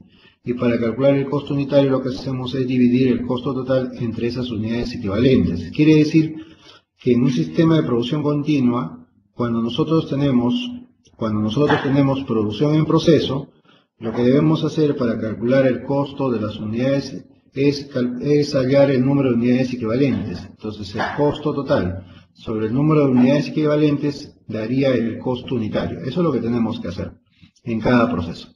Entonces, para poder hacer eso, primero tenemos que elaborar el informe de producción, que en buena cuenta viene a ser el movimiento de las unidades que se hace en cada uno de los procesos. Entonces, veamos en la solución cómo se hace eso. Si ustedes se dan cuenta, voy a achicar un poco más. Tenemos acá dos cuadros. Un cuadro que está arriba donde se representa el movimiento de las unidades y un cuadro que está abajo donde se representa el costeo. Entonces veamos el cuadro de movimiento de unidades que es el informe de producción. Entonces si nos damos cuenta, acá tenemos, ¿no? Lo que está arriba representa las unidades que fueron puestas en producción y lo que está abajo representa las unidades en que terminaron, que se logró. Entonces, por ejemplo, ¿no? 80.000 unidades se pusieron en producción en el departamento de mezcla y esas 80.000 unidades terminaron terminadas y transferidas, o sea, pasadas al otro proceso. En el otro proceso se reciben las 80.000 unidades, pero de estas 80.000 unidades, 70.000 se terminan, pasan al siguiente proceso y 10.000 quedan en proceso a un 25% de grado de avance. Y en el siguiente proceso se reciben 70.000, se terminan 60.000 y 10 quedan en proceso a un grado de 75%. En realidad, en este periodo se han terminado 60.000, entonces sobre la base de los 60.000 debemos calcular el costo unitario. Sin embargo, este costo unitario es producto de la suma de los costos unitarios en cada proceso. Entonces eso se hace aquí, en este cuadro. Pero para ver cómo se calcula, voy a ponerlo de esta forma. Miren, aquí hay dos partes, la parte superior y la parte inferior. En la parte superior, la idea es calcular, partiendo de los costos totales, el costo unitario. Y luego en la parte inferior es, partiendo de los costos unitarios, valorizar en qué quedó cada uno de esos productos. Es decir, valorizar la producción en proceso y la producción terminada. Entonces, si nos damos cuenta, en el departamento de mezcla el caso es mucho más simple. Lo que se hace es así, ¿no? Se coloca todos los costos totales, las unidades terminadas, porque no hay proceso, se divide entre el valor de las unidades y tenemos el costo unitario. Es decir, si sumamos estos costos unitarios, producir una unidad en el departamento de mezcla cuesta 1.91. Entonces tenemos un costo unitario de 1.91, son 80.000 unidades, entonces el costo de estas 80.000 unidades son 153.000. Entonces aquí hemos calculado que terminar una unidad en mezcla nos cuesta 1.91. Entonces, hacemos lo mismo en destilación, pero ¿qué pasa? En destilación reciben 80.000 unidades a un costo unitario de 1.91 a un costo total de 153.000. Ahora vamos a calcular cuánto es el costo unitario en destilación. Pero ¿qué sucede? Lo que sucede es que en destilación nosotros tenemos unidades en procesos. Entonces debemos calcular las unidades equivalentes. ¿Cómo se calcula? En destilación tenemos 70.000 unidades terminadas más 10.000 unidades en proceso que tiene un avance de 25%. Esto será 2.500. Es decir, las unidades equivalentes son 72.500. ¿Y qué se hace con eso? Con ese número lo colocamos aquí, tenemos los costos totales, dividimos entre las unidades equivalentes y tenemos el costo unitario de una unidad terminada. Quiere decir que en destilación, terminar a una unidad terminada cuesta la suma de estos dos, 0.73.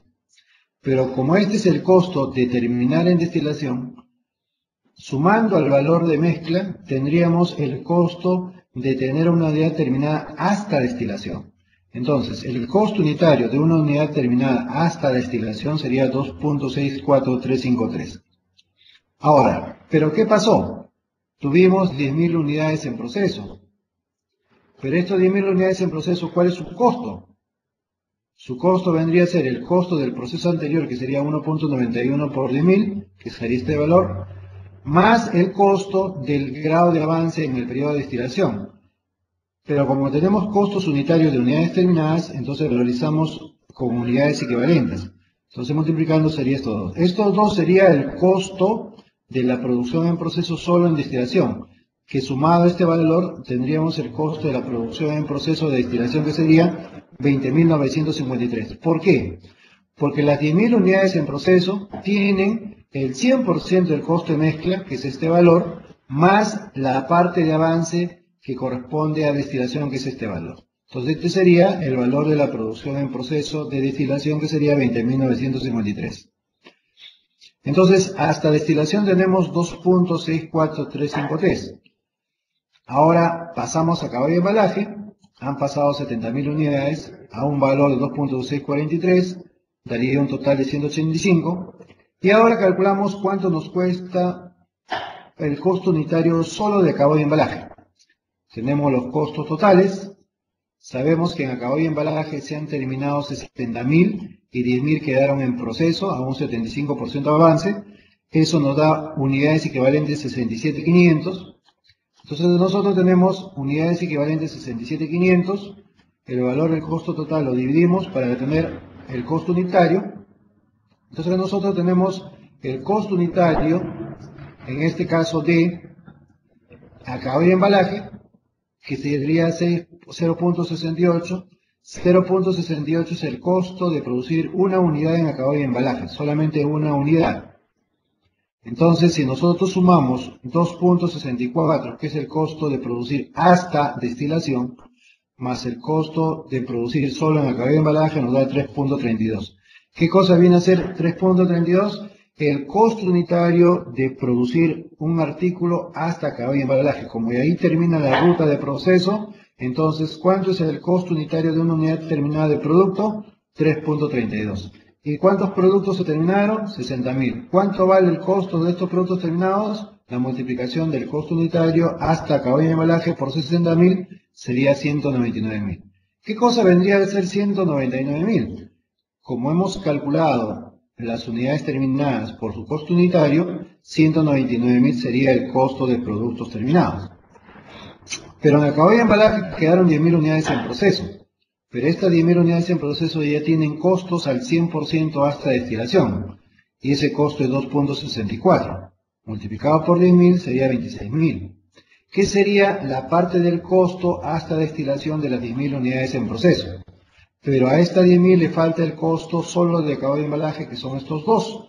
Pero no podemos multiplicar por 10.000 porque en este caso solamente serían las equivalentes. Multiplicando estos dos tendríamos estos costos de acá. Y si sumamos esto de acá tendríamos el costo de la producción en proceso en acabado y embalaje. Entonces esta es la forma de calcular los costos en producción en proceso.